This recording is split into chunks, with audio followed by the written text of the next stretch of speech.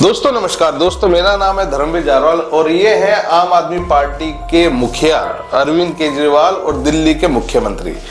दोस्तों जैसे कि आपको पता है कि इनके ऊपर ईडी की एक जांच चल रही है, जिसके तहत पहले से ही इनके दो नेता जेल में बंद हैं। यानी दिल्ली में जो शराब घोटाला हुआ था उसकी जांच में मनीष सिसोदिया और संजय सिंह पहले से ही जेल में बंद थे, जिनको लेकर एक ये पोस्ट, आप ये फोटो देख सकते हैं। ये फोटो पिछले सोशल मीडिया पे पिछले 2-3 दिन से ये फोटो जमकर ट्रेंड की जा रही है। मतलब ये फोटो जमकर शेयर की जा रही है और आम आदमी पार्टी के तमाम नेता इस फोटो को शेयर कर रहे हैं। इस फोटो में आप देख सकते हैं, इसमें लिखा हुआ है कि अगर आपके नेता ईमानदार है तो इन्हें बेल क्यों नहीं मिल पा रही है। और वाकई में सही बात है। ये सवाल हम भी कई बार अपनी वीडियो में पूछ चुके हैं कि भैया जब आम आदमी पार्टी के नेता ईमानदार हैं और उन्होंने कोई गलत काम नहीं किया या उनके खिलाफ कोई सबूत नहीं है तो उनको बेल क्यों नहीं मिल रही है। तो इन्होंने इस पर लिखा है कि क्योंकि बीजेपी की एजेंसी यानी ईडी ने सारे, मतलब अभी ये देखिए कितनी गलत बात लिख रहे हैं कि बीजेपी की एजेंसी ईडी सिर्फ बीजेपी के लिए काम कर रही है। बीजेपी की एजेंसी ईडी ने सारे केसेस पीएमएलए के तहत किए हैं और पीएमएलए एकमात्र ऐसा कानून है जिसमें बेल लगभग असंभव है। मतलब हो सकती है, अगर आप अपराधी नहीं है, आपके खिलाफ सबूत नहीं है तो आपको बेल मिल सकती है। आगे ये इस पोस्ट में लिखते हैं कि यह कानून बना था ड्रग्स और टेररिज्म के खिलाफ, मगर मोदी जी आप नेताओं के खिलाफ इस कानून का इस्तेमाल कर रहे हैं। आगे नीचे लिखते हैं कि मोदी का मकसद भ्रष्टाचार को नहीं बल्कि में आपको कुचलना है। ये पोस्ट ये लोग जमकर सोशल मीडिया पे वायरल कर रहे हैं, जमकर इसको शेयर किया जा रहा है।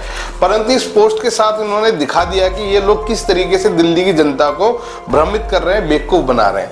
पहले इन्होंने दिल्ली वालों को फ्री का लालच देकर बेवकूफ़ बनाया, ठीक है। अब ये इस तरह की झूठी पोस्टें डालकर झूठे सोशल मीडिया पर प्रचार फैलाकर लोगों को बेवकूफ़ बना रहे हैं। दोस्तों सबसे पहले कुछ चीज़ें, टेक्निकल चीज़ें जो हमें समझने की जरूरत है और आज हम कोशिश करेंगे अपनी इस वीडियो के माध्यम से आपको ये सब चीज़ें समझाएं। सबसे पहले तो आपको ये बता दें कि पीएमएलए जो एक्ट है वो क्या है और ये किस लिए बनाया गया था। ये बात बिल्कुल सही है कि ये जो एक्ट है ये ईडी के द्वारा बनाया गया था सन 2002 में, जिसके तहत जो जिस्म फरोशी का धंधा करते हैं, ड्रग्स का व्यापार करते हैं, उनके लिए ये एक्ट बनाया गया था। क्या है मैं आपको पूरा समझाता हूँ, आप समझने की कोशिश कीजिए। दोस्तों गौरतलब है कि गैर कानूनी हथियारों की सप्लाई, नशीले पदार्थों की तस्करी और जिस्म फरोशी में शामिल जो लोग इनके जरिए कमाई करते हैं उन्हें भी मनी लॉन्ड्रिंग अपराध के तहत दोषी ठहराया जा सकता है। बता दें कि 2012 में किए गए संशोधन के मुताबिक सभी फाइनेंशियल संस्थाओं, बैंकों, म्यूचुअल फंडों, बीमा कंपनियों और उनके वित्तीय मध्यस्थों पर भी पीएमएलए लागू होता है। 2019 में जैसे कि हमने बताया कि 2019 में इस कानून में संशोधन भी किया गया है। 2019 में इस कानून में कुछ संशोधन के रूप में बदलाव किए गए थे। इसके मुताबिक ईडी द्वारा उन संस्थाओं या उन लोगों पर भी कार्रवाई की जा सकती है जो कि अवैध तरीके से कमाई करते हैं। मतलब अगर कोई सरकारी अधिकारी है वो रिश्वत ले रहा है या किसी से कमीशन ले रहा है या किसी भी तरह का भ्रष्टाचार में लिप्त है और उसके जरिए वो मोटा पैसा अगर कमा रहा है तो वो भी पीएमएलए के तहत आएगा। ऐसा नहीं है जैसा कि इन्होंने अपनी पोस्ट में दिखाया है कि पीएमएलए कानून के तहत इन पर कार्रवाई की जा रही है। ऐसा नहीं है। ये सब पीएमएलए एक्ट के अंतर्गत इन्होंने जो अपराध किए वो उसमें आता है, उसके तहत ही कार्रवाई की जा सकती है। और जैसे कि आप लोग इतना तो समझते ही हैं और कानून का इतना तो हर आम आदमी समझता है कि कानून के अंदर एक दायरा होता है, उसमें बाकायदा बताया जाता है कि इस कानून के तहत किस किस रूप में कार्रवाई की जा सकती है। अगर पीएमएलए के तहत इनके ऊपर जो अपराध है, इनके अपराध पीएमएलए के तहत आएंगे नहीं तो वो कानून, वो एक्ट कैसे इनके ऊपर लागू किया जा सकता है। जब ये लोग कोर्ट में जाएंगे, जैसे कि ईडी कोर्ट में गया है, जब अरविंद केजरीवाल जी इनके नोटिसों पे नहीं जा रहे हैं तो ये ईडी जब कोर्ट में गया तो कोर्ट भी तो इनको बताएगा ना कि भैया ये जो आप इनको नोटिस दे रहे हैं, इनके जो लोगों को गिरफ्तार कर रहे हैं, पीएमएलए एक्ट के तहत नहीं है। दोस्तों कोई भी सरकारी अधिकारी अपनी बाउंड्री से बाहर निकल के काम नहीं करता। मतलब उसको अगर पता है कि ये कानून इसके तहत आता है तभी वो काम करेगा, तभी वो उसके ऊपर कार्रवाई करेगा, नहीं तो उसको कोर्ट में जवाबदेही होती है।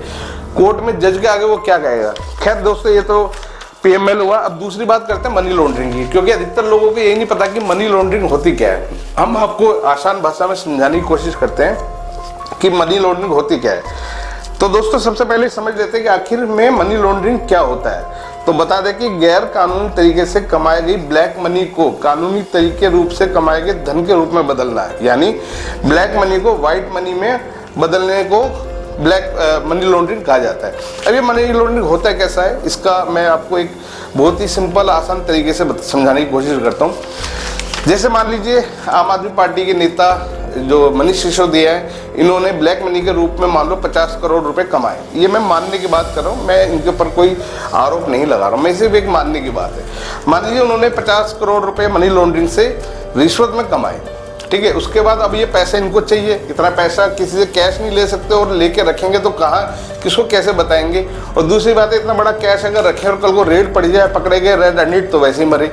तो आजकल एक नया सिस्टम चला है, ये लोग क्या करते हैं, ये पैसा खुद नहीं लेते हैं, बल्कि में जो लोग इनको रिश्वत दे रहे हैं वो ये पैसा बाहर फॉरेन में बैठे इनके एजेंटों को देते हैं। वो एजेंट जो है वो एक इंडिया में फर्जी कंपनी बनाई होती है, ये शेल कंपनीज आप इनको बोल रही थी, उन कंपनी के माध्यम से पैसा इंडिया में आता है। उसके बाद ये पैसा शेयर मार्केट या अलग अलग तरीके से इन्वेस्ट करके उनको थोड़ा थोड़ा करके वाइट करके जिस आदमी को ये पैसा देना उस तक धीरे धीरे पहुंचा दिया जाता है। तो इस तरीके से पैसा ब्लैक से वाइट में हो जाता है, और जिस आदमी के पास ये पैसा जाता है वो इस पैसे को कहीं ना कहीं इन्वेस्ट कर देता है, ताकि वो कल को बता सके कि भैया ये पैसा मुझे यहाँ से मिला, या मेरे बेटे ने या मेरे भाई ने ये कंपनी खोली थी, वहाँ से इतना मुनाफा दिखाया हुआ है हमें। तो एक तरीके से ये इस ब्लैक मनी को फर्जी कंपनियां बना के उसमें मुनाफा दिखा के और गवर्नमेंट के सारे तमाम जितने भी टैक्स जो बनते हैं उनको बाईपास करके और ये पैसे को ब्लैक से वाइट कर लेते हैं। तो ये एक मनी लॉन्ड्रिंग का तरीका है, और इसके तहत अब ये जो मनी लॉन्ड्रिंग है ये पीएमएलए के तहत आती है, क्योंकि पीएमएलए में मैंने आपको पहले भी बताया कि इस कानून के तहत जिस्म फरोशी और ड्रग्स का तो लोग आती हैं, इसके अलावा गैर कानूनी तरीके से अगर कोई भी पैसा कमा रहा है तो वो सब पीएमएलए के तहत आते हैं। तो इसलिए इनकी जो जमानत है वो नहीं हो पा रही है। और एक सबसे बड़ा और महत्वपूर्ण सवाल जो हमने पहले भी कई बार आपको बताया कि अगर ये लोग दोषी नहीं है, इनके खिलाफ सबूत नहीं है,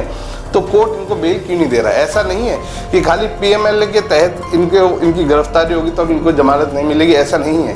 कोर्ट ने बाकायदा बताया भी है और कहा भी है कि इनके खिलाफ ईडी के पास पर्याप्त सबूत है, इसलिए इनकी जमानत नहीं हो पा रही है। तो दोस्तों, इस तरीके से आम आदमी के नेता और हमारे माननीय मुख्यमंत्री अरविंद केजरीवाल जी दिल्ली की जनता को, देश की जनता को मूर्ख बना रहे हैं।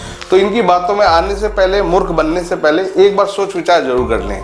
तो दोस्तों, इस वीडियो के बारे में आपकी क्या राय है हमें कमेंट्स करके जरूर बताएं। पीएमएलए एक्ट, उसके बारे में जो हमने बताया, क्या आपको अगर समझ में आया तो हमें कमेंट्स करके जरूर बताइएगा। धन्यवाद।